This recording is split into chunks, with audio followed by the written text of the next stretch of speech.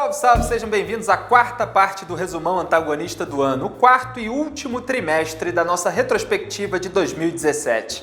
Em 2 de outubro, o juiz Sérgio Moro recebeu, de uma universidade americana em cerimônia em São Paulo, um prêmio concedido desde 1992 a pessoas consideradas pilares de consciência e integridade, cujas ações beneficiaram seus compatriotas. The University of Notre Dame is proud to recognize that you, Sergio Fernando Moro, have engaged in nothing less than the preservation of your nation's integrity. We will never surrender to corruption. The age of our robber barons is ending, and the empire of the law is becoming a true possibility in Brazil. Em 5 de outubro, a Lava Jato prendeu temporariamente o presidente do Comitê Olímpico Brasileiro, Carlos Arthur Nussmann, e o seu braço direito, Leonardo Griner, por compra de voto de um dirigente senegalês por $2 milhões para que a cidade do Rio de Janeiro sediasse os Jogos de 2016.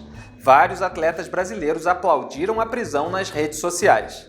No mesmo dia, o Senado aprovou o projeto de lei da reforma política, mantendo a previsão de voto impresso para a eleição de 2018. Preso em flagrante no dia 4 ao tentar atravessar a fronteira brasileira com a Bolívia, o terrorista de extrema-esquerda Cesare Battisti foi solto no dia 6 de outubro pela Justiça no Mato Grosso do Sul e desembarcou em São Paulo no dia 7. Condenado à prisão perpétua na Itália pelo assassinato de 4 pessoas na década de 70, Battisti foi protegido no Brasil por Lula, que negou ao governo italiano em 2010 um pedido de extradição novamente feito ao governo de Michel Temer.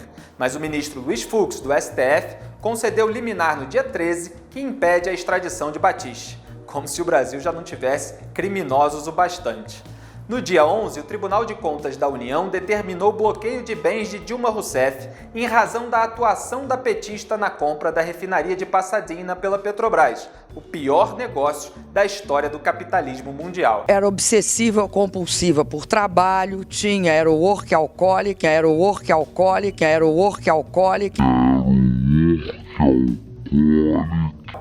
Também foram bloqueados os bens do ex-presidente da Petrobras, José Sérgio Gabrielli, e do ex-ministro Antônio Palocci, entre outros. Ainda no dia 11, o plenário do STF decidiu por 6 votos a 5 que o Congresso precisa dar aval a medidas cautelares que afetem o mandato parlamentar, como as 2 que haviam sido determinadas pela primeira turma da Corte para Aécio Neves, o afastamento e o recolhimento noturno.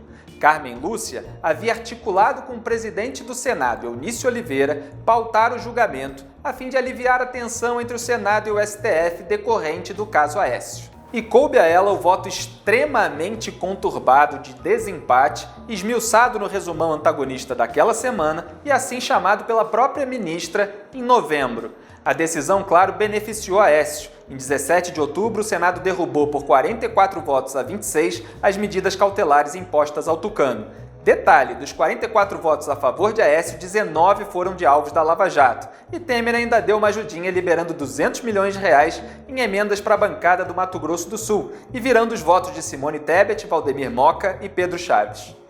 Enquanto isso, em cartinha aos parlamentares, Temer também posava de vítima de torpezas e vilezas, para convencê-los a barrar a segunda denúncia de Rodrigo Janot, dessa vez por organização criminosa e obstrução de justiça. Temer citava a declaração do detento Eduardo Cunha de que Janot, não tendo conseguido que o ex-presidente da Câmara o incriminasse, buscou alguém, o operador e delator Lúcio Funaro, disposto a fazê-lo. Era compreensível a união dos dois contra Funaro, que assim descreveu o poderoso chefão Eduardo Cunha. O Eduardo, ele funcionava como se fosse um banco de corrupção de políticos. Ou seja, todo mundo que precisava de recursos pedia para ele e ele cedia os recursos e em troca mandava no mandato do cara. Good. Someday, and that day may never come, I'll call upon you to do a service for me. But until that day, accept this justice as a gift on my daughter's wedding day. Grazie. Prego.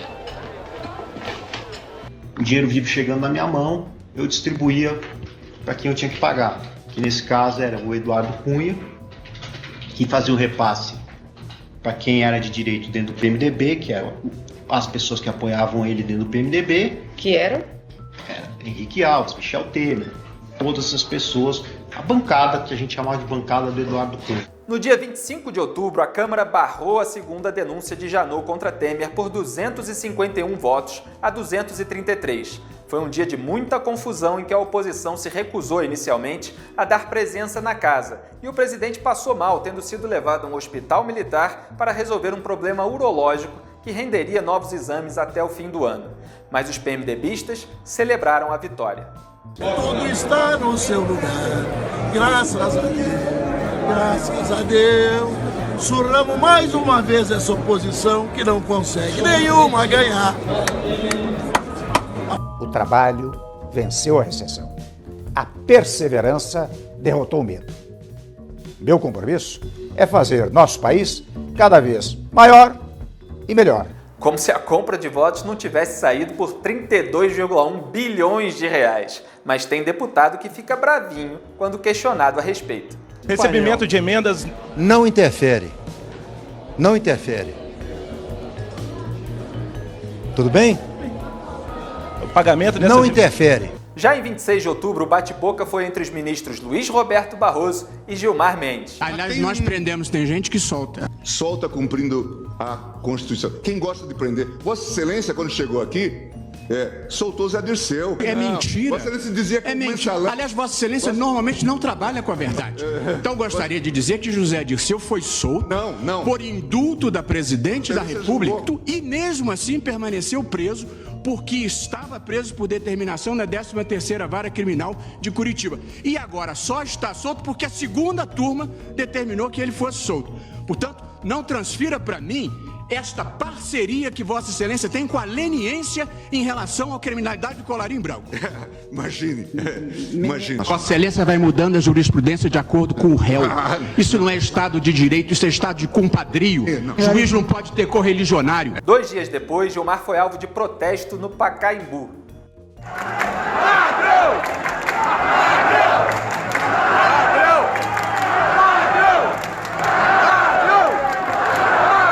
Em 7 de novembro, o TRF4 aumentou a pena de 10 anos imposta em primeira instância ao ex-tesoureiro do PT, João Vacari Neto, para 24 anos de reclusão por corrupção passiva. A decisão deixou os petistas ainda mais preocupados com a possibilidade de condenação de Lula pelo TRF4, em julgamento que seria marcado para 24 de janeiro. Já Temer tratou de trocar o comando da Polícia Federal. Saiu Leandro Daiello, entrou Fernando Segovia, que em sua posse aumentou ainda mais a desconfiança geral ao questionar como prova a mala de propina de Rodrigo Rocha Loures. Porque uma única mala talvez não desse toda a materialidade criminosa que a gente necessitaria para resolver se havia ou não crime, quem seriam os partícipes e se haveria ou não corrupção. Em 9 de novembro, Aécio destituiu Tasso Gereissati da presidência interina do PSDB, contra a vontade de Tasso, e indicou Alberto Goldman, que assumiu o cargo até a Convenção Nacional do partido em dezembro, quando Geraldo Alckmin foi eleito.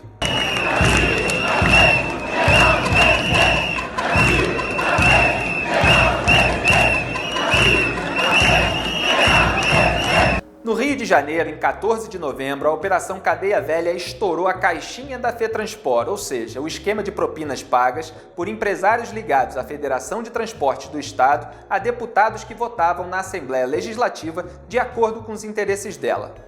O Estado do Rio de Janeiro vem sendo saqueado por esse grupo há mais de uma década, resultando, como todos sabem, na falência moral e econômica do Estado. O TRF2 determinou a prisão e o afastamento do mandato do presidente da Alerj, Jorge Pisciani, e dos também deputados estaduais do PMDB, Paulo Melo e Edson Albertassi.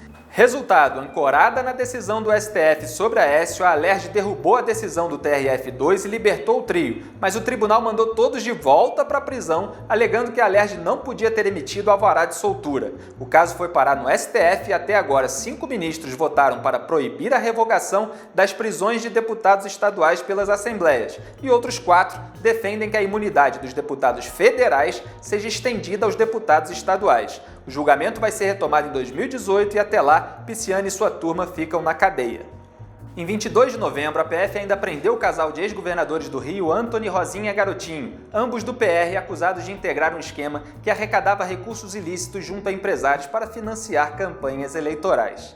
Mas ambos acabariam o ano em casa, com uma ajudinha no caso de Antony, de Gilmar Mendes, claro, que também soltou, entre outros, o presidente do PR, Antônio Carlos Rodrigues, além da ex-primeira-dama Adriana Anselmo, mulher de Sérgio Cabral, para cuidar do filho de 11 anos. Gilmar, esse indulto natalino de ano inteiro, ainda proibiu a condução coercitiva, mandou soltar pela terceira vez o rei dos ônibus no Rio, Jacob Barata Filho, de cuja filha foi padrinho de casamento, suspendeu inquérito sobre o governador do Paraná, Beto Richa, e junto com seu amigão Dias Toffoli, barrou denúncias contra 4 políticos, o deputado Arthur Lira e seu pai, o senador Benedito de Lira, além dos deputados Eduardo da Fonte e José Guimarães, esse último do PT. Toffoli ainda pediu vista da ação pela restrição do foro privilegiado, quando já havia maioria de ministros a favor de que o foro se restrinja ao exercício do mandato de deputado e senador e em relação a crimes cometidos em razão do cargo.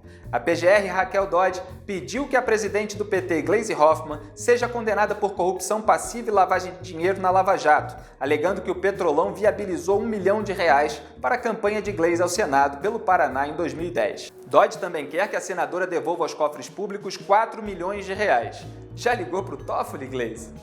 Dodge também pediu a abertura de inquérito para investigar Alckmin, acusado de ter recebido, por meio de um cunhado, recursos de Caixa 2 da Odebrecht nas campanhas de 2010 e 2014. O governador e pré-candidato do PSDB à presidência da República também foi afetado por outro escândalo, a confissão feita pela Odebrecht ao Conselho Administrativo de Defesa Econômica, o CAD, de que participou de esquemas de cartel em obras viárias em São Paulo, nas gestões de Alckmin e José Serra.